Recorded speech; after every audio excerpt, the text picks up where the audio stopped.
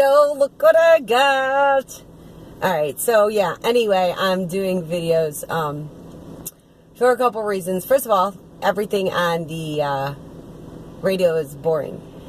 Seriously, and the songs suck. So I have very little to listen to. In Vegas, I probably listen to, I think it's called The Mountain the most. Because it plays a lot of 80s, and I love 80s. And 90s, and I love 90s. And it's actually quite a great variety. So I'm sitting at Amazon waiting for my shift. I have nothing to do. YouTube is the same old, and I love you guys dearly. But until more people join this movement and this wave and they understand what's going on, I feel kind of like we're stuck in a rut. And I say we because it's the same people saying the same things, and I get it. And I take that back. I want to take that back. It's not the same people saying the same things. It's actually, it is, but they're censoring so many of the good ones that I watched. Jordan from Destroying the Illusion's gone, and High School's gone. So yeah, Lionel's awesome. Styx Hammer is awesome, and I mean, I definitely want to keep watching them, and I do. But the way YouTube is really cutting out some good stuff, and it's just not the same. I mean, I watch my favorites, and then I try to keep, I mean, Tracy Beans, I love her. There's so many I love. And there are new ones that I'm joining, here and there, subscribing to. I guess I'm a little salty about the whole censorship on YouTube. I think that's what it is. Yeah. Anyway, Facebook, Facebook I hate. So I go on there once in a while as a sounding board, and all I get back is what I deserve. So, that's Facebook for you. And then Twitter's been fun. Twitter's been awesome. It's been having there's been a lot of Trump train follows and a lot of follows on that. And it's been very inclusive. Very, very inclusive. So that's a great thing. And a lot more people talking about their awakenings or their red pill experience. And it's just so inspiring. That has been awesome. I wish YouTube would quit censoring. I really do. Just because I feel like so many people were finally coming together, and real conversations were being had, and real headway was being made.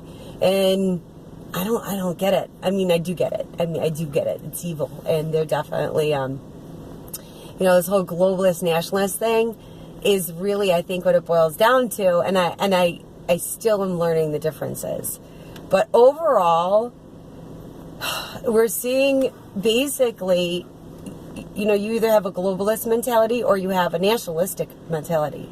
And I know there's variations thereof, but I'm going to start a little bit with, everyone thinks this is like a Democrat-Republican thing, and I just don't see it that way, because I see them, two sides of the same coin. So anyway, this libertarian philosophy, I really believe I'm a libertarian. I really do, because honestly, I just want to be left alone, essentially.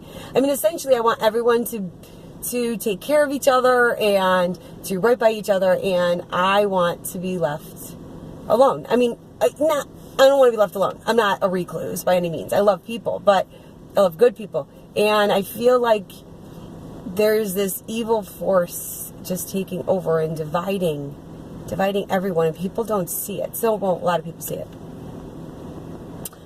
So, anyway, I don't know. I don't want to be a part of anyone's anxiety anymore. That's for sure. So, on that note, let's talk about the school thing. I'm not going to go into the school shootings. I'm going to go into how bad, let's take out the school shootings, okay? Because I wasn't a fan of the public education system prior to the school shootings. So for me, this is just one more reason to homeschool my kids. I don't think making all these gun-free zones is the answer. Clearly not, because every mass shooting since 1999 has happened in a gun-free zone. Why? Because in 1999, they decided to have gun-free zones. Therefore, everyone decided, well, that's a great place to have a mass shooting, I guess. I don't know. So, anyway, aside from that, let's put that aside. you drop your kids off, and there's a sign that says kiss and go, and they really kind of mean kick and go, because I know how irritated, I can feel how irritated, or everybody is just angry. You can see on their faces looking across the street. There's a couple real friendly parents, and that's awesome, but most of the teachers have this look on their face. They don't smile at the kids. What happened to smiling at kids? Like, that's how that they know that you're friendly. That's a friendly, they smile. And you can, just, you're a teacher, smile. I don't get it. I don't want to be that person, because I know they have a hard job because of the system itself. I feel for them. I genuinely feel for teachers. Genuinely. I get it. But their job, as I call it, their collateral, and I was telling my kids this morning, teachers' collateral is that you produce numbers for them, because their job is to get you to produce numbers. Not necessarily to learn different ways of doing something, but basically a teacher's job is they have numbers they have to reach, and as a student, their quote collateral is you have to help them get those numbers. It's that simple. So just shut up and do what you're told, basically. Don't worry about the learning process.